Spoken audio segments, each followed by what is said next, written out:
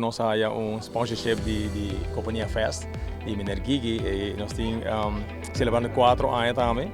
E nós estamos agradecidos com nós na UAC entre nós, então na área para que nós está fazendo bom papel e danke na dia que nós temos uniforme como sabe em 2023 com a carreira que também dentro aqui. O sea, uniforme novo especialmente esta motivação, não? Esta motivação, mas é kind of responsibility com a companhia, porque do melhor para a companhia vir pessoa aqui que ganha kita trabalhador, na também com prêmio, a certa parte bodole, não? Certa bodole é a parte bonita do esporte aqui. A walk nós aproximadamente 30 atletas, nós temos algo mais que está vendendo agora aqui, so não está de maneira proof tide maneira de visa.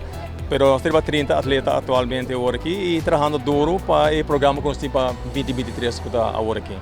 Foi no início de nosso time, vou dizer que o progresso sempre tem, porque o trabalhador, se aqui no deporte, você é trabalhador, você é trabalhador que organizar, então para lograr a meta e o que nós temos na 2022, nós podemos fazer 2023 também e para nós aqui barra no tempo e não lograr no tempo que nós suposto lograr agora. Nós não temos muitos atletas para competir, porque uma semana depois nós temos carreira fora também.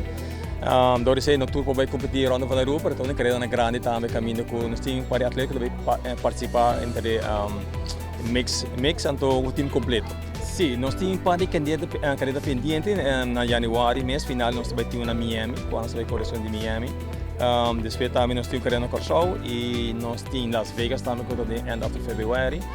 Então nós temos na Peru, qual vai estar novembro, qual vai um Master, então nós estamos para PC. E também na Juni vai ter uma carreira que na Florida, qual vai muito na também, que nós estamos para preparando para PC também. E muito na diferentes categorias, não? Mas por exemplo, são de Peru, tá de Master, você está idade um pouco mais alto. Então, cada um dos grupos que tem um treino específico para esse aí, para não vai competir fora, para não estar bom preparando para esse.